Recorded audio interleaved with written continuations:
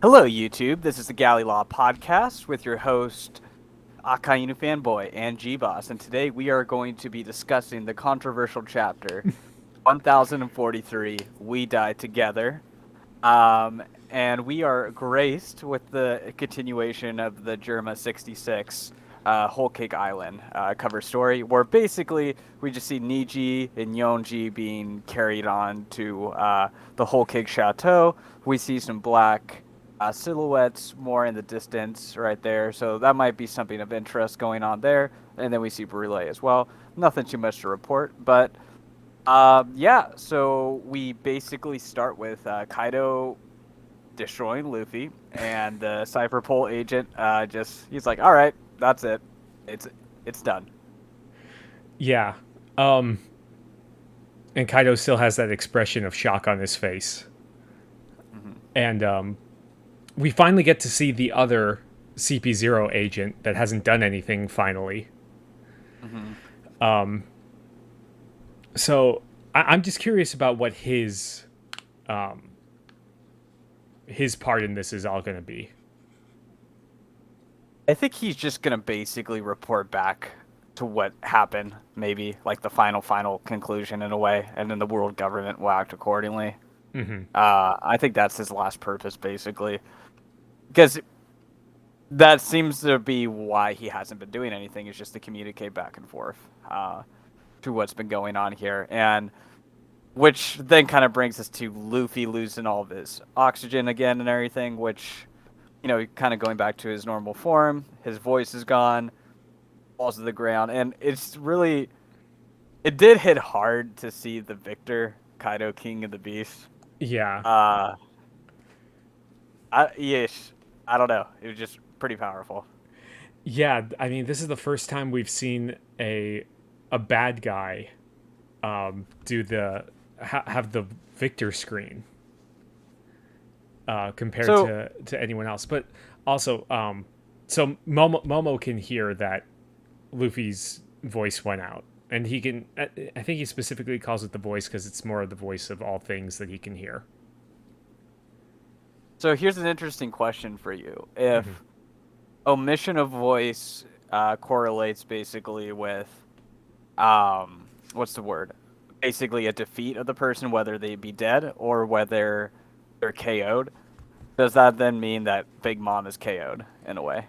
Because Kaido noticed the omission of her voice, Yeah, previously. I think that's it. Right? So Yeah. maybe because people are saying, oh, she just got knocked off the island, but she's not knocked out. My only thing is, why haven't her homies picked her up and brought her back up already? Yeah, if she was still conscious. But if I mean, if that's the case, then don't her homies need to hear her voice to do commands? Because I thought Yes. that was the whole point of Law, like silencing her. But I think, what's the word I'm looking for? They immobilized Zeus and Prometheus.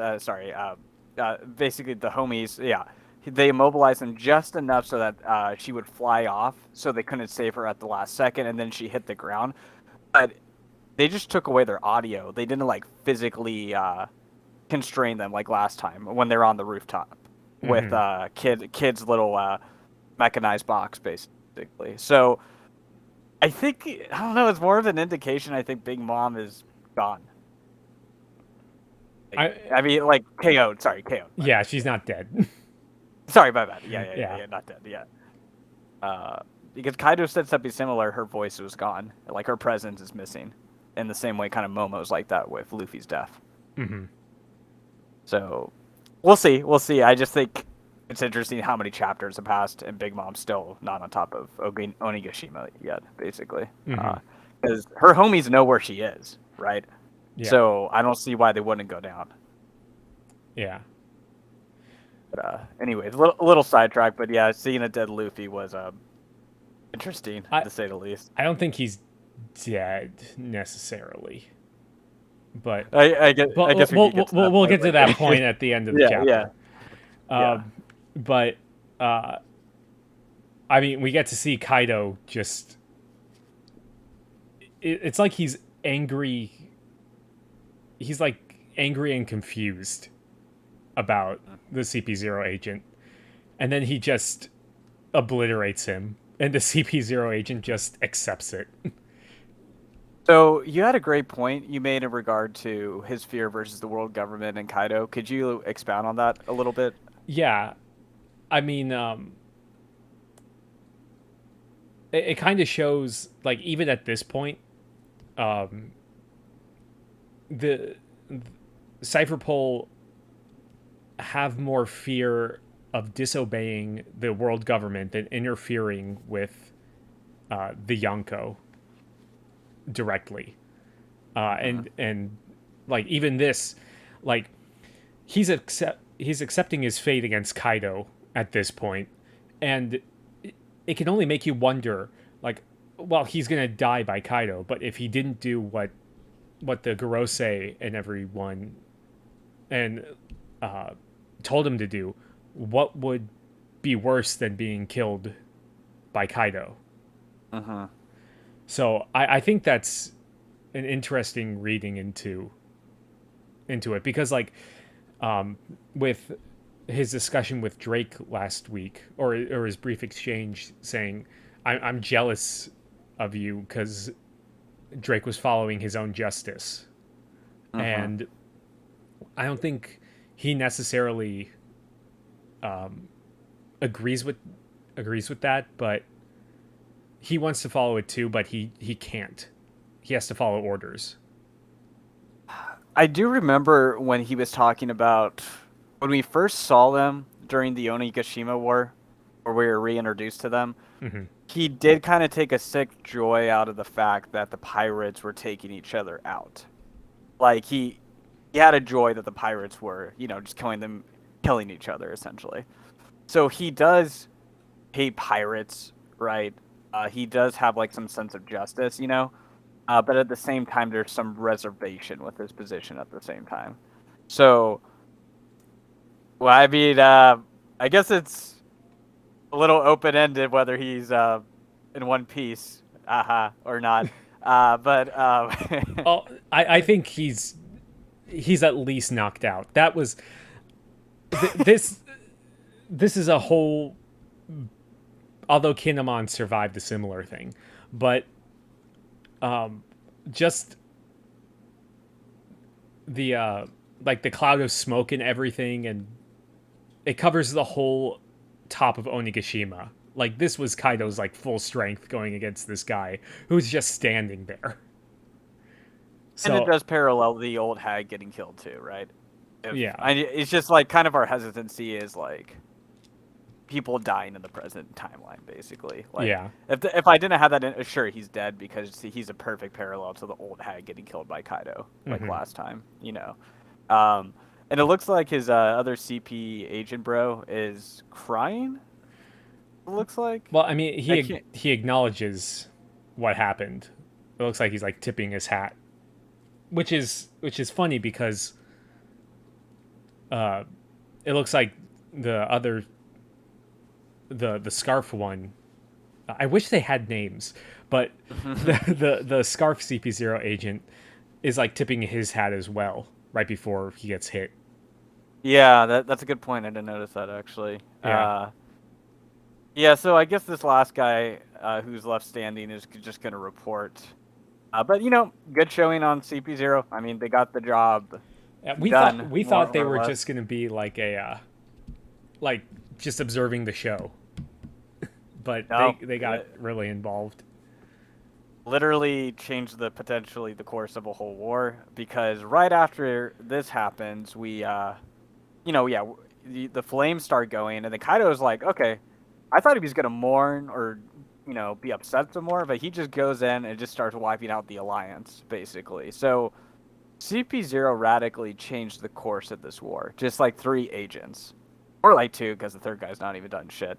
But, where Luffy, whether he's dead or in severe pain, all that's been taken care of right there.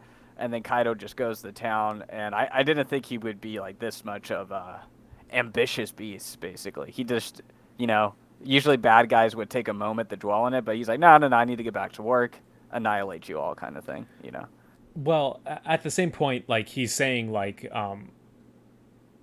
he's asking for Momo's surrender.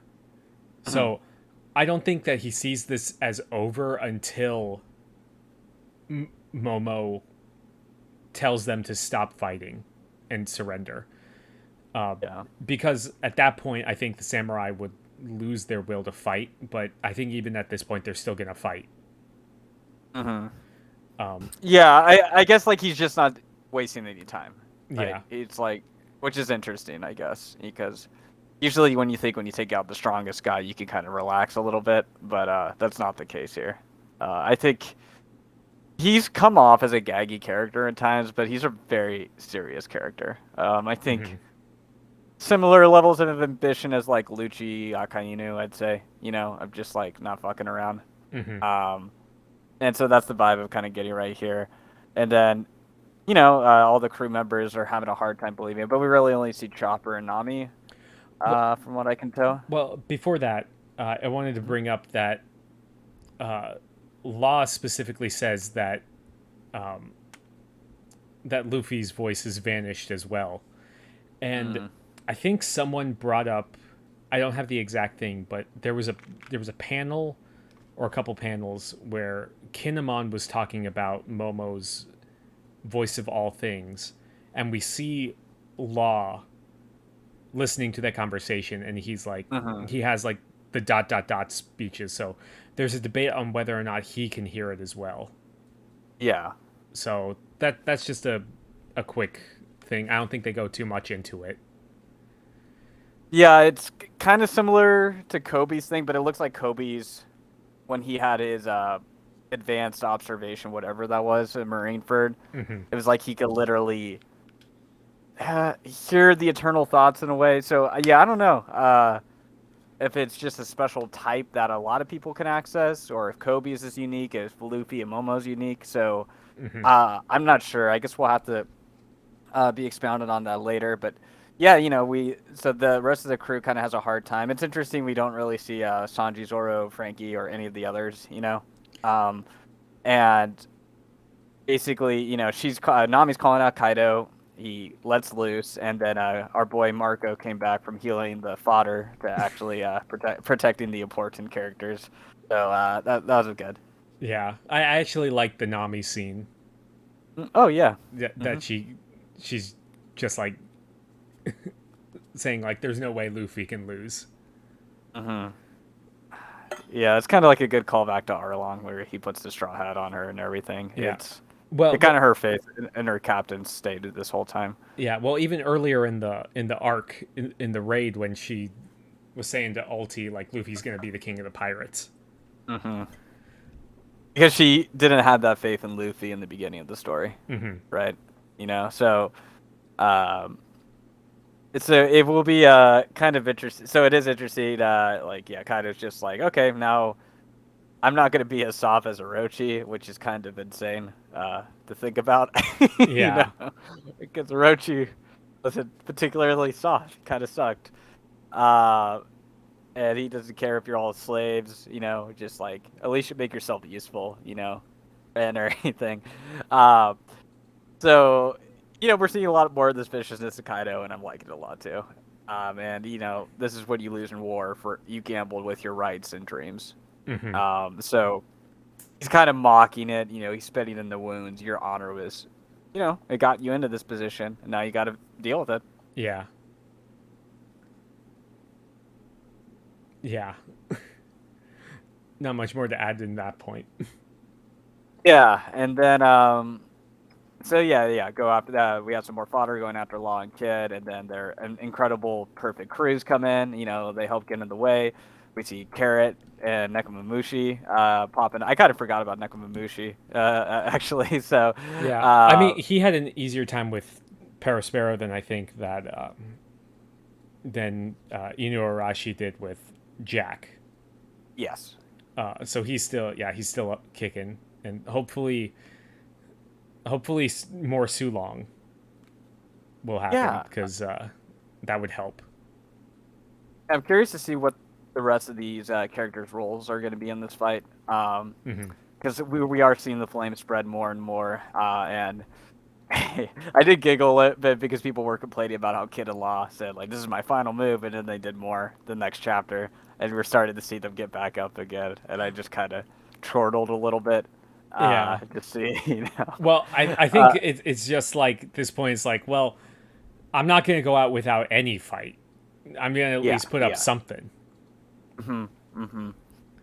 Yeah, they're not giving up, which is cool. I mean, like, it's impressive they can still kind of stand, and Big Mom's Yeah, let's just accept it. I already saw I saw a joke on that where Law is like, "Oh, I don't have any more power left," and it shows him doing his Karoom thing, and it goes to the moon and destroys the moon with NL on it.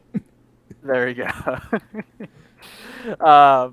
But yeah, so then we let's see, and then we get to this back and forth with Yamato and Momo. You know, where Momo's just kind of going back to his cowardly self a little bit. You know, we should just surrender. And it's interesting how kind of Yamato has Odin's will a bit, and so it's in a sense like his dad, in a loose allegorical sense, talking to Momonosuke, telling him, "You got to be a man. You got to focus. You know, you can't give up on your heritage, you know, at the end of the day. So you got to defeat Orochi, you know, and I think, yeah, so it is interesting. So it's kind of like Odin saying, you got to fulfill my legacy in some sense, you know.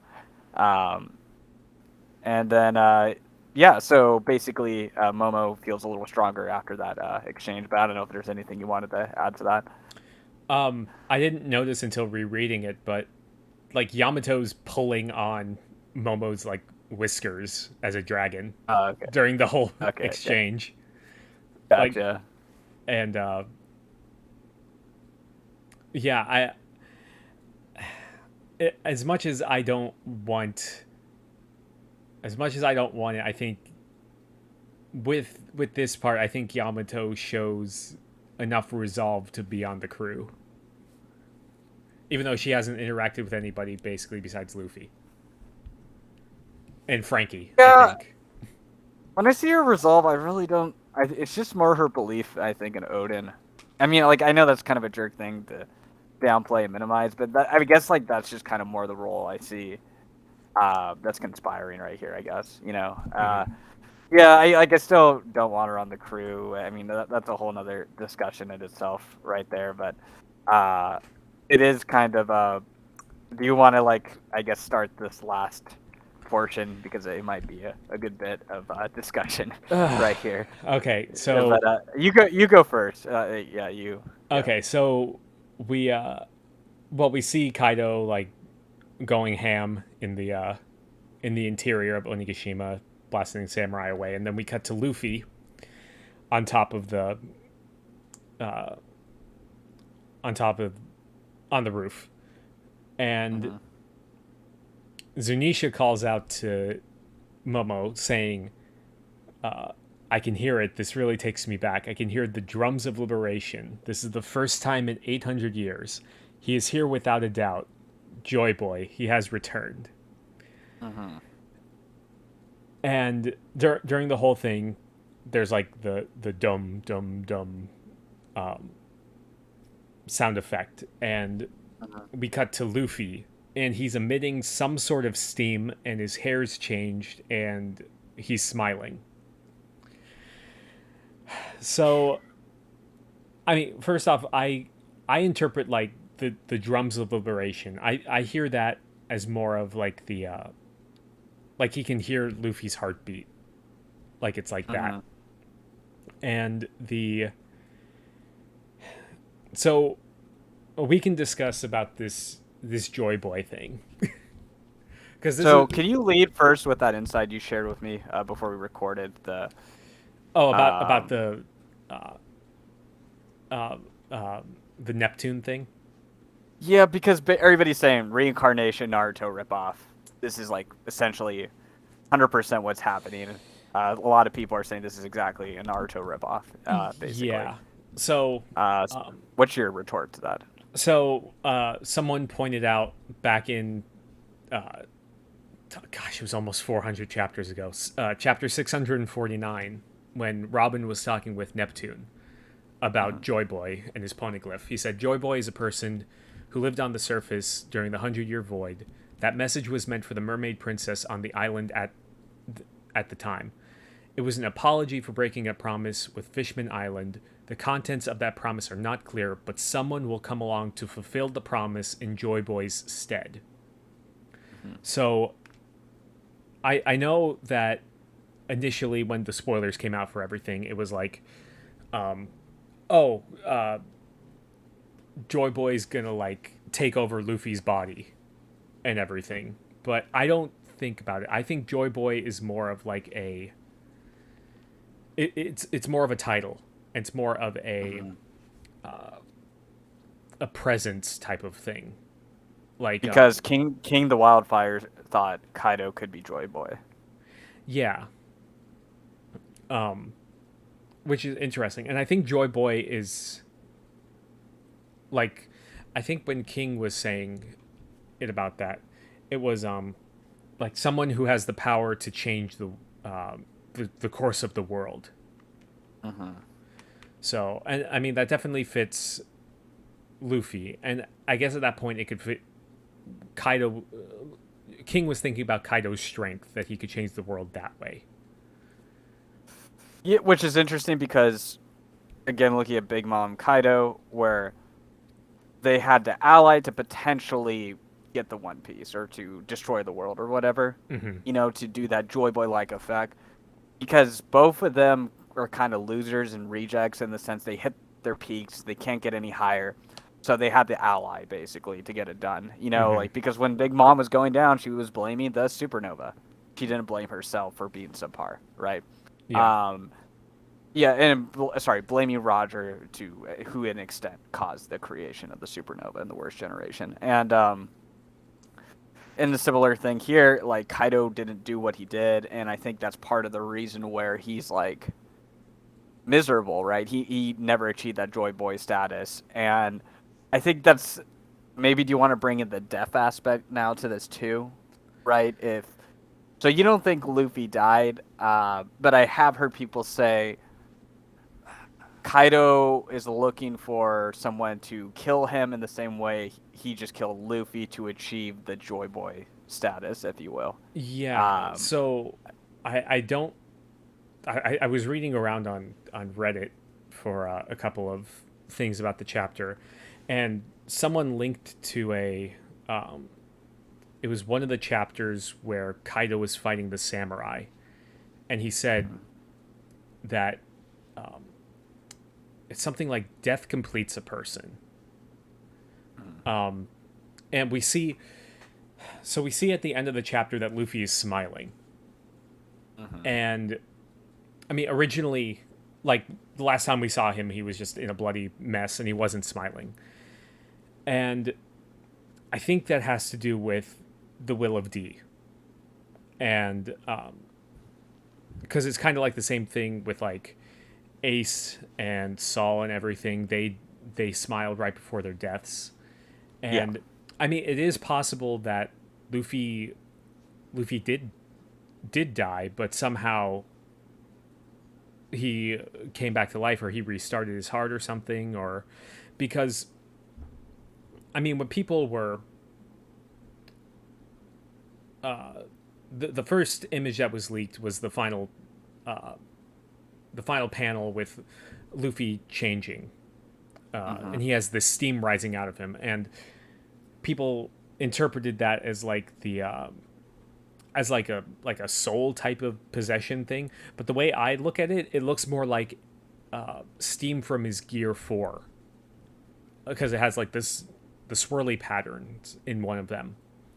Yeah, that was my first thought too. It just immediately made me think like this is some type of awakening or Gear 5. Basically, it didn't come off as like a spiritual thing, per se. And I'm again like I'm gravitating more towards this idea that this is a willpower thing, not a. Okay, I mean, sorry. Yeah, it's a title. It's not like a deity reincarnation thing, because that hasn't really been established that much, really. Like, if King kind of saw, like, Kaido, like, yeah, you're Joy Boy, you know, because, like, okay, are they familiar with the reincarnation system of Joy Boy, like, coming back, you know? Is that the case, or is it more like Luffy's fruit has kind of the inherited will of Joy Boy in it, Mm-hmm. which, you know, that's kind of the secret of who the Joy Boy is, you know? Um, and as a result there, because we have this whole thing with who's who, why is Luffy's fruit so important, and we've seen elsewhere where, kind of like Ace and Sabo, right, the will's handed down. In a more indirect way, Corazone's will lives on through law a little bit too, in terms of a power, right? Mm-hmm. Wills are always passed down. Like that's kind of the biggest thing in the series. Whitebeard's will was passed down through Ace in a way too, also, right? Where he wanted Whitebeard to become the king, and I Mm-hmm. think passing on your will, your lineage, your dreams, and Kaido's just kind of been mocking the idea of dreams too a little bit. I think that's a lot more towards. Yeah, I mean Kaido's whole crew is filled with people with failed dreams who had their dreams crushed, which is epitomized by their leader, right? Who had his dream crushed, being the Joy Boy, while Luffy's dream isn't crushed, even beyond death, he still lives. Like in a sense, like his death is what allows him to achieve his dream in some sense, you know. Yeah. And I mean, that might be the reason why Kaido wants to die. Because maybe he knows something about Joy Boy, um, that maybe death brings you closer to becoming that type of person, and that's why he say death is what completes them. But he can't Mm-hmm. die easily. So, Yeah. um, but yeah, so you don't think that this is? Do you think that Oda's gonna go a whole reincarnation thing, or do you think this is more of a inherited type of will thing, like with Sabo and Ace type of thing? Yeah, like that's the idea with the whole King and Kaido thing too. Like Mm-hmm. the idea that he could have potentially been it. I I don't think it's because like there's this wide held known belief with the pirate world that reincarnation is going to be happening. You know, like there's no like prophecy in that sense. You know, because there already was like a Joy Boy. From what we can tell, he failed to some extent too. You know, um, so in a way, I think it's kind of like living on that lineage. You know, where you need like someone to continue it on further and everything. And it is kind of interesting with how can I say where it does kind of look like he's dying. It does kind of look like he's just going to carry on the will here. Which is interesting though is like with the world government, what information changed for them to send Cypher pull up? Because I think the additional information it was that this guy's Joy Boy. Mm-hmm.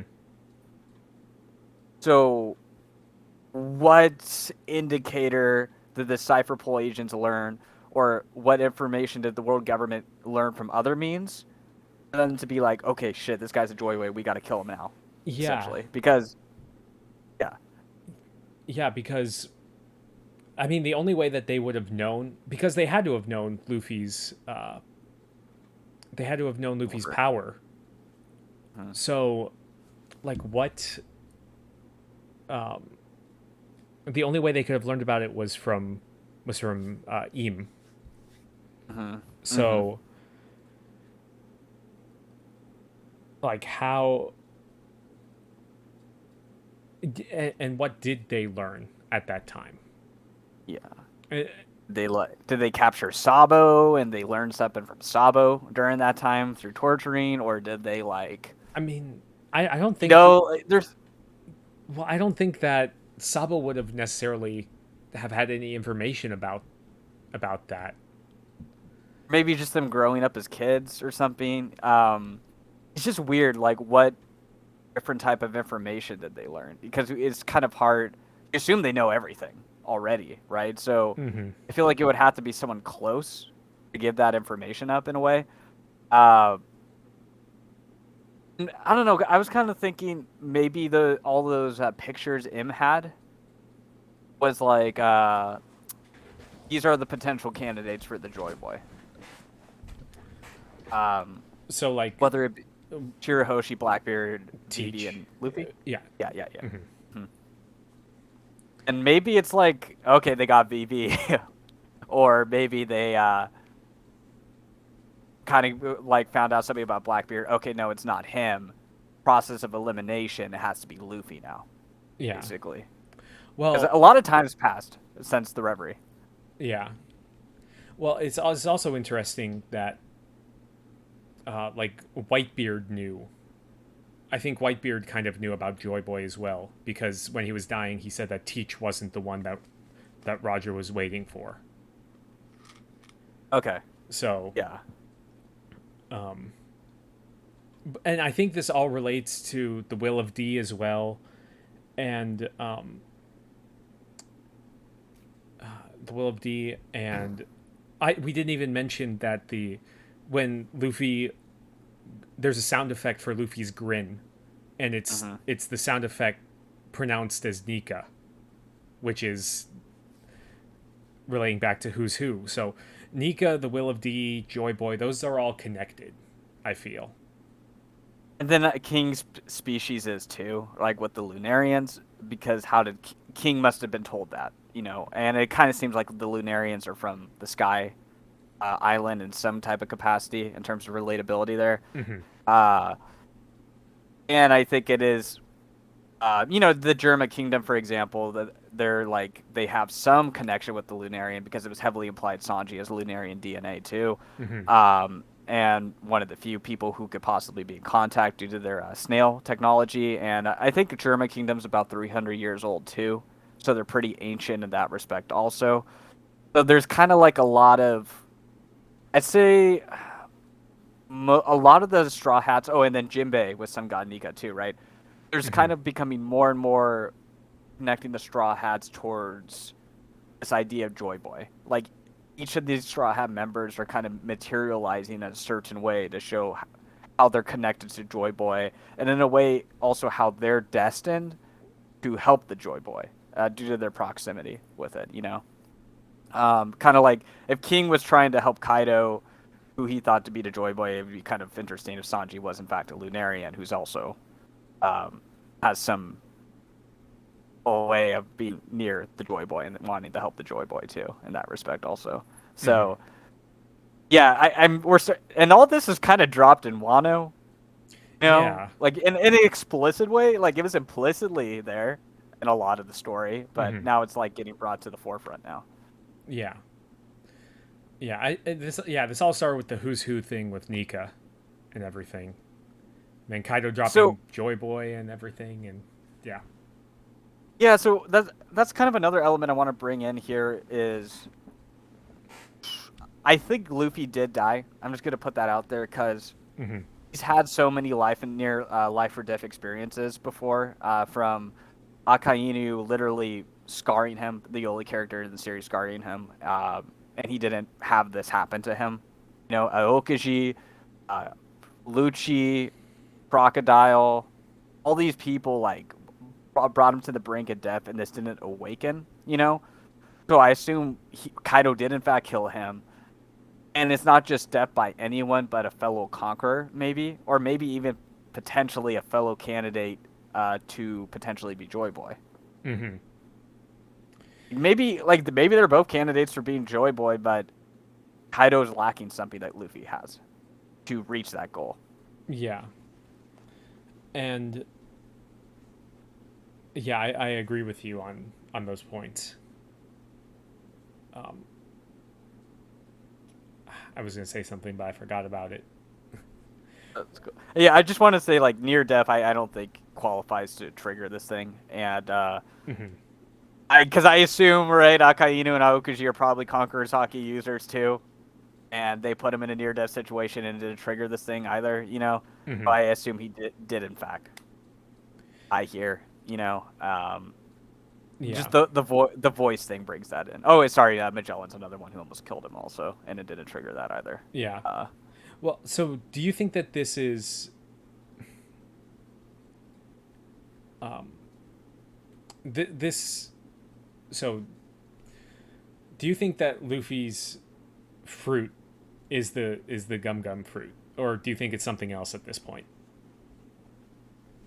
I can't see Oda changing it just for the sake of marketing or branding, or it's just it's just a cool idea how a gum gum fruit is like so burned into the story, right? They make so many jokes about it, and that's how he's known as just this rubber guy. Um, I think there kind of may be this idea of like there's a lot more depth and complexity to the fruit that we don't know about. I don't think what's the word I'm looking for? Maybe Joy Boy did have Luffy's fruit. I'm kind of skeptical about that because I think the world government would have killed him from day one. Mm-hmm. No,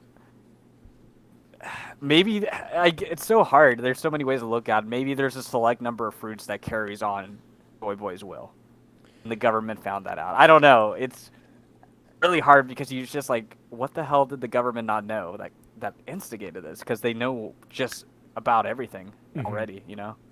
Yeah, and even more so that they locked up Who's Who for not guarding it for however long he was going to be locked up for. Yeah.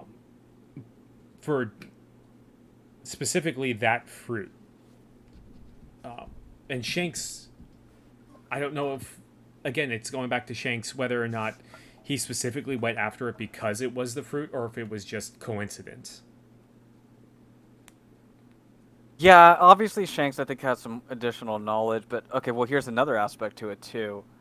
I think this kind of brings, well, obviously, like, Shanks was close to Roger, and there was kind of an overlap of information and knowledge there. He'd want to get that fruit. But this is kind of bringing the perspective more why the government wanted to kill Ace so much. Mm-hmm. Because they think it's like a morale low, or like he might become as dangerous as the Pirate King. Are there like a select couple people in the One Piece universe? Like I said, they're candidates to become Joy Boy, and Ace could have been one, basically. And maybe like Roger was, in some sense, a Joy Boy, too. Mm-hmm. Well, because he found the One Piece, right? That's true, but he specifically was saying like he was too early getting to the One Piece, like for Joy Boy. Like he didn't say like, oh, I'm just like Joy Boy or whatever. So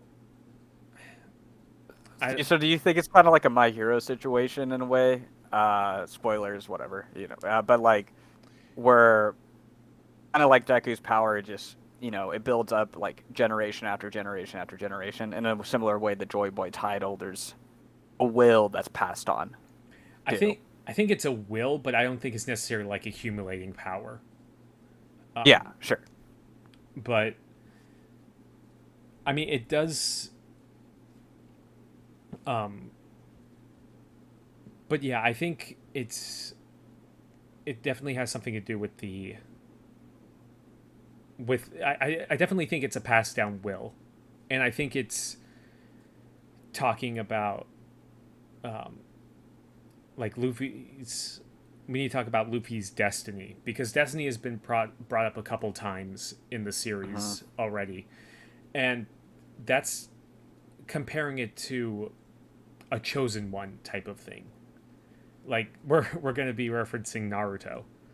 Like at the end of the series, it turns out that Naruto is like inherited the will, and like he's literally called like a reincarnation of like one of the strongest characters from the past or whatever. But it was passed down through generations.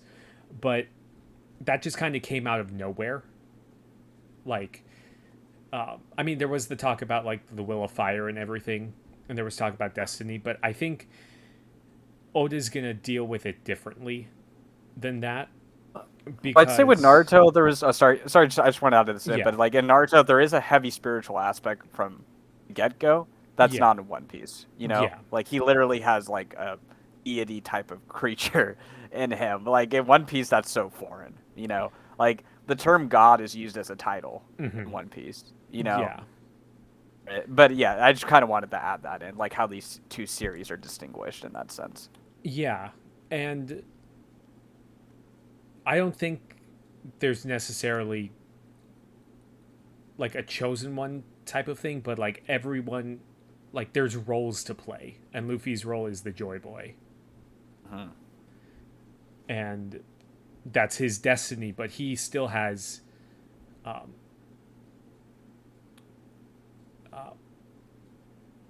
like the agency to do what he wants. You know what I mean?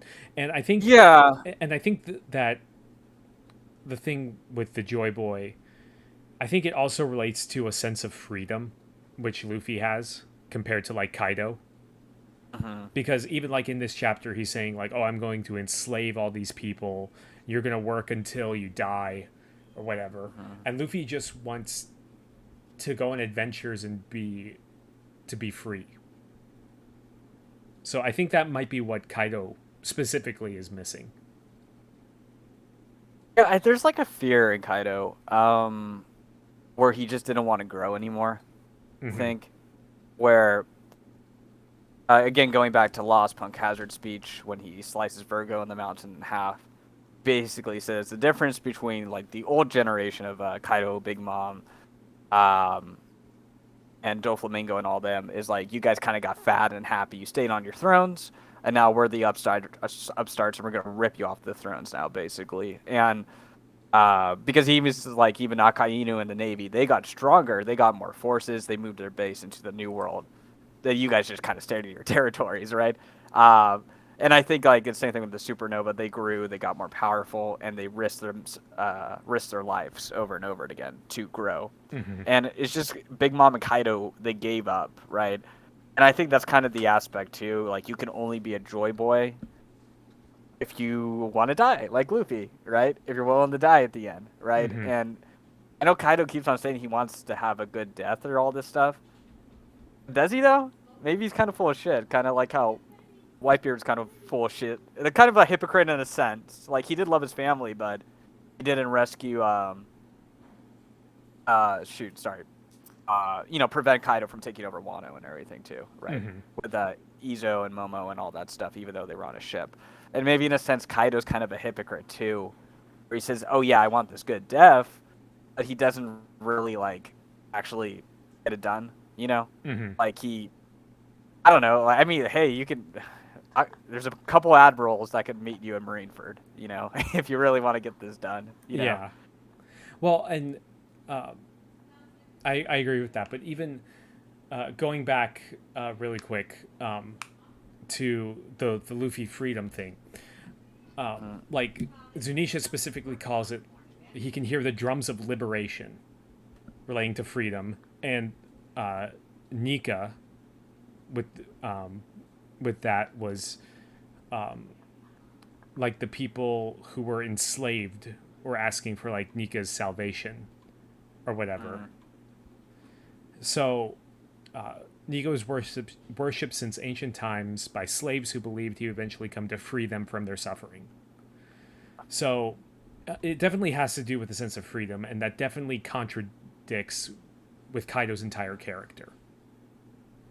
So, and I mean, even though Luffy specifically says like, "Oh, I'm not a hero. A hero has to share their meat," and but everywhere he goes, he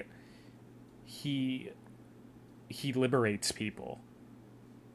He did it in like Arlong Park, Alabasta, Skypiea. A lot of his crewmates were slaves that were freed too, like Sanji, Nami, Jinbei, Robin. Yeah. Even like Impel Down, he freed all those prisoners. Well, I mean, I don't know if that's necessarily the best thing, but he did it. Yeah. And but Luffy's kind of a hypocrite like all the others, though, right? Like again, like Whitebeard and Kaido showed how they're a hypocrite. He's a little bit of a hypocrite too because he is a savior. He's a hypocrite in a good way. Yeah. Yeah. So I think that relates mainly to what's going on here. And so, do you think that this? I think you said that this is going to be an awakening type of thing, because I'm specifically looking at like Luffy's hair, and his it looks weird. It looks like it looks like Treble's goo, but that might be like it. Oh no. It might be turning to rubber or something. So that might be like an awakening where it can affect other things. So, Yeah, definitely. And I think there's a lot of opening. Like I hear people saying like this could potentially ruin the series. One, I don't think it's reincarnation. Like it just I would have be random, you know. I have more faith in Oda's writing. Plus, Oda sees like what happened with Naruto. And he's tight with Kishimoto, right? So I don't think he's just gonna straight up rip off what happened to Naruto. You know? And I mean like Chosen One and like that's all very tropey for shonen. So yeah, or like Star Wars, same thing, right? yeah. Yeah. I mean, isn't Star Wars basically shonen? Yeah, yeah, there's Star Wars anime. It's out there. Yeah. I think, like I said, I think the strongest argument is the title. Just, like I said, God's literally a title in Skypiea, you know? Mm-hmm. One Piece is very hierarchical, from like the admirals to the Yonko to the Pirate King, right? Mm-hmm. It's more focused on that and willpower and hockey. Like I said, with Naruto, the difference is it was an explicitly spiritual show from the first episode on, with gods and deities. And it's very, very vague if there is some type of god in One Piece or not. Yeah. It's kind of, you know, it's there, but it's not. But those are like my final thoughts, really. I enjoyed the chapter. I thought it was pretty fire. We'll see how next week. Look, Oda can fuck it up. It's a theoretical possibility. I just don't think that's going to happen. Yeah. And I don't think it's worth dropping the series over. I've seen people say that. And like if they're willing to complain about that, then maybe they don't need to read the series if they get that pissed off about it. Yeah, and I also heard people want to drop the series because Zoro was in this chapter too, which I think that's going a little too far. Don't even. People think that because Zoro had like the same, like kind of glossed over expression on his face as Luffy in this chapter, that he's gonna inherit the soul of Ryuma or whatever, because Ryuma is such an important character that he deserves to be reincarnated. Yeah, because people have been talking about Ryuma. Roger said Joy Boy and Ryuma when he got to the Fishman Island, right? And they brought up Ryuma's name when they found the One Piece too. Yeah, yeah, Ryuma's everywhere. Guys. Exactly. Gold Roger said, "Oh, Joy Boy and Ryuma." Yeah, and then Kaido was like, "Oh, thanks. You know, I might be Joy Boy, and you might Ryuma. be Ryuma. You might be Ryuma, King." Whatever. Sorry. Just people have been frustrated, I guess, with this kind of stuff a little bit. We can be toxic to Zoro fanboys. Yeah, it's fine. It's fine. Yeah, no. I think we could do another video. I think you and I want to read up a little bit more on this. We have a break, so everybody can civilly talk about this chapter for 2 weeks, because Oda's not a troll in any way, shape, or form with how he goes on breaks with this stuff. Yeah, This is going to be one of the worst breaks. People, because the whole community is going to be stewing over this whole thing. So yeah, in terms of toxicity, what was it? They had to shut down the Reddit comment section. The last time I remember that was the Black Maria chapter when Sanji gets captured. Because people were shit-talking Sanji so hard, they had to, shut down the whole thread, basically. You know, they just got that toxic. And then there's this chapter. So Sanji v Zoro and potentially ruining the series with Luffy's character. Those are the only two things that substantially affects the Reddit forums, apparently. Yeah. So, yep. Overall though, leave a like, subscribe if you enjoyed the video, and we will be back with you soon. Have a good one, everyone. Bye.